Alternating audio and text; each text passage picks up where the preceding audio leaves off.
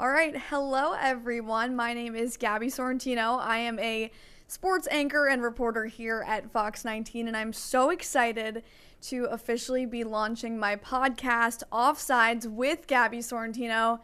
That's me. I've been wanting to do this for so long. It did take me a little while to get it off the ground, but I'm really looking forward to making this happen, doing this podcast, because it's going to be a sports lifestyle podcast. It's not going to be just sports. It's not going to be talking X and O's and stats. It's going to be sitting down with athletes, professional, college, whatever, their wives, their girlfriends, talking about their lives off of the football field, off of the baseball diamond. And this is something I've really wanted to do for a while because I think these guys have really interesting stories outside of being incredible athletes, and I really wanted to get to know them on a different level, talk to their wives, talk to their girlfriends about their family life at home, because they put all of this effort into being a professional athlete. So what's their home life like? How'd they get into sports?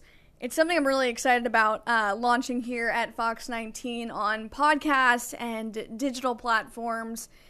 So we're going to get to my first interview because the first one here on Offsides with Gabi Sorrentino is with Reds starting pitcher Brady Singer. Brady has a really interesting story that I kind of came about when it was time for the MLB Speedway Classic. We all know how the game went, but I was talking to Brady about it, and I learned a lot about his childhood growing up. His dad raced motorcycles at super speedways like Daytona, and he fell in love with motorsports. He did motocross growing up. He even thought at one point, maybe motocross is what I want to do with my life.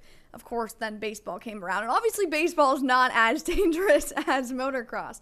But I found it really interesting because Brady talked about the Speedway Classic and how big it was for him because it was an intersection of two of his favorite things, baseball and motorsports. So that's where we start with Brady Singer. Here's my conversation just about his life growing up in Florida, his dad racing, him racing, and of course, how he got into baseball.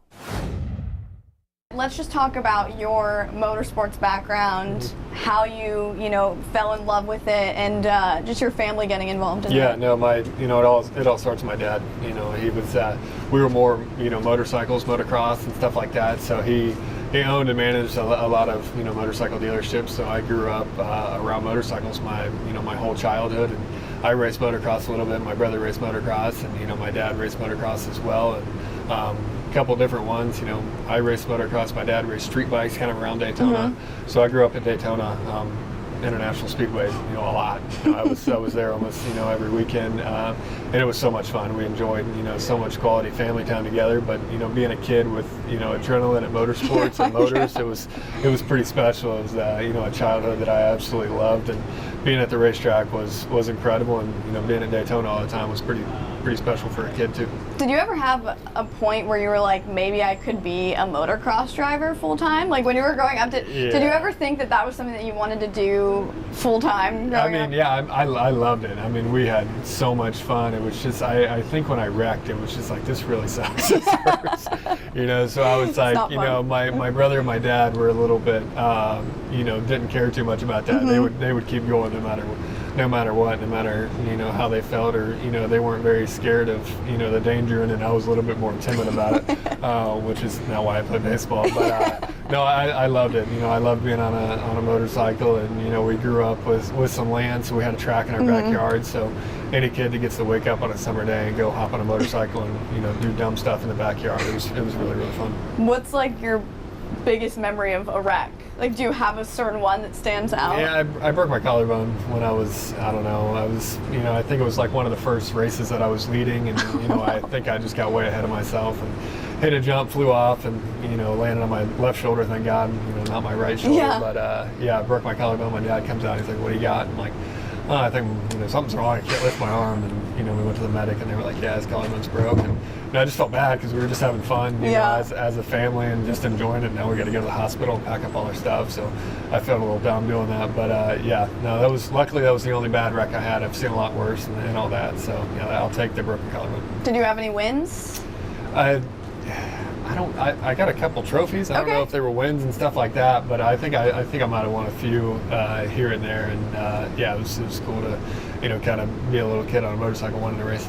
So you mentioned Daytona. I know we talked about this a little bit before, but your dad had one really memorable wreck while you were at the race. Yeah. Talk to me a little bit about that. Yeah, well, he did. So another thing that he did was, road racing, and they'd go around Daytona Speedway, so they'd go through turn 3 and 4 and all that. So they were, wide open across the banking in Daytona, and yeah, he got off at 185 and slid across the track, and yeah, that was a memorable one. I think just going that fast, and you're on a bike, and you're flying along, and the next thing you know, you're on the ground, sliding across the ground is not where you want to be. So yeah, we got him all patched up and moved on, and yeah, it was a crazy day, but thankfully he was okay. A couple bruises and scratches and deep cuts and stuff like that, but yeah, he made it through, and I think that was kind of where he looked in the mirror and said, this is a little silly with a family going 200 miles an hour. Yeah. But yeah, no, we enjoyed it. I loved when he raced. Every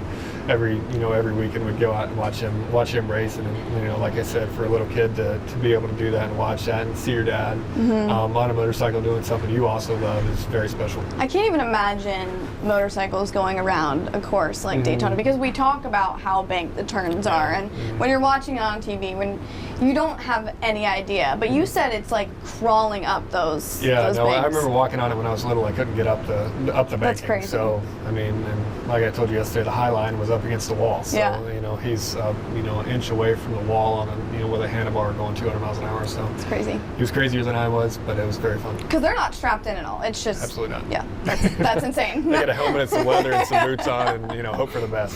So when did you decide? Okay, I'm gonna not take the motocross route, but I'm going to play baseball. Yeah. When was that decision? I don't know the exact time. When I was playing growing up, I felt like I was kind of good and enjoyed pitching, and I think we just said the smarter decision would be go to the baseball. Let's go to the baseball route. And there was no we're preparing for the major leagues. We're just going to go out and have fun and enjoy it.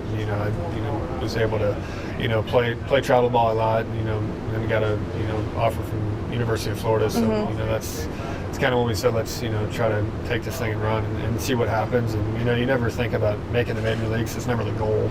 Right. You just kind of grow up doing what you do and play, and I think God gives abilities and stuff like that. And, just being able to enjoy it every day and play and all that. Obviously University of Florida changed a lot for me too. Having success there, and I got drafted, and just tried to do the best I could to get to the major leagues, and thankfully it happened. You mentioned Florida, you mentioned Daytona. Do you miss home ever? Do you get a little homesick sometimes? Yeah, no, for sure. I love, like I said, I had a motocross track in my backyard, so I miss home, a lot, and I miss Florida and all that. But it's very cool. Baseball, brings a lot of different things. Not many, people get to just travel around the country and go to different cities every other week, so it's very, very special in that aspect, and it's very cool for my son to get to experience all that, and my wife and all that. So to be able to travel around and play this game and all that, and do something you love for a job is very cool. When you go home to Florida, is your son going to be maybe riding some little dirt bikes around the backyard? If my wife doesn't watch this, I would say yes, but I'm not sure she would allow that. No, I'm definitely going to let him get on a bicycle, and we'll see. We'll see what happens. See if we can put a motor underneath a bicycle. Yeah, there you go. Little ATV situation, maybe a little safer. Yeah. So let's talk NASCAR real quick, because you grew up a NASCAR fan, of course. You said you found a picture in your basement. Yeah. Tell me about that. Yeah, so it was my mom actually sent it to me the other day. It was my grandpa worked for Napa, and Michael Waltrip was driving the Napa car at the time. So I found a picture of I think it was a calendar or something. It was from Michael Waltrip. It said to Brady, and he signed it. And I was like, wow, that's really cool. Yeah. It's cool because we're doing this NASCAR race and all that for him to be there, and he's kind of promoting it too. Right. So it's cool to see that and kind of look back on it. It's like, wow, that's crazy. Yeah, it was like manifestation. It was full circle for you. So you grew up a Jeff Gordon fan. Yeah, Gordon fan. What about Jeff Gordon? Why? Yeah, I mean, he had a little edge to him. He did, for sure. So seeing, and he was always winning, a very good driver, and he was, smart and, tactical about what he was doing on the racetrack, and just cool to grow up watching him. There was a lot of a lot of drivers that I watched growing up that I was a fan of, and just a fan of motorsports in general. Right. So anything on a Sunday afternoon, if you could watch NASCAR, is what we did as a family. So you get to play a baseball game at Bristol Motor Speedway, one of the most famous, super speedways in the world. How excited are you to just see what it turns into, what it becomes? Yeah. Well, first of all, it's like, how are they fitting a baseball field into Bristol, right? It's one of the smallest. It's crazy. At Martinsville, it's one of the smallest tracks in, the circuit. So when they said that, I was like, wow, that's crazy. I don't know how they would do that. But I'm very excited to see it. It's going to be really cool to, I'm doing two of the things that I love in one place, right? I'm surrounded by racing, inside of the stadium. So I want to go look at the track. I want to see, the pavement and all that, and see how it looks. And the track's so small, so it's cool to see the cars go around each other and hit all that. So excited to get there, see how they do it, and enjoy two of the things I love at one time. I heard it's going to be loud because of the way it's built. It's like a coliseum. So I heard it's going to be loud. I heard there's not a bad seat in the house. Perfect. So I'm excited to see. Okay, we're going to end on a fun question. Yep. If you were a NASCAR driver, what would your number and paint scheme look like? I would do a 51. Okay. And if I was allowed to, do the BF Goodrich Dale Earnhardt Intimidator. Okay. I would do an all-black car with some white on it and a cool 51, and that was my racing number growing up, and I still wear it today. So it's cool to have that number. So you haven't thought that through at all? No. I haven't dreamed of it or anything. All right, Brady. Well, thank you so much. I really of course, appreciate it. Absolutely. Thank you. And I also have to mention that Brady did tell me some crazy stories about going to tracks like Daytona with his dad, and he actually crashed on one of the races that Brady went to. Brady went down to the medical tent and saw him, and obviously, with motorcycles, he slid down the whole entire track. He had leather on, so he had burns and scrapes and bruises, and Brady remembers that quite a lot, so I think maybe that could have had a part in him not wanting to do motocross full-time. Don't blame him, of course. We'll see if his son gets involved in it, but such a cool conversation with Brady, just learning more about his background and his love for motorsports and NASCAR and car racing. I'm a NASCAR person myself, and I feel like it's one of those sports where you really have to find the people that are super into it, because some people don't want to always watch people turning left. The drivers have obviously changed over the years. He was a big Jeff Gordon guy.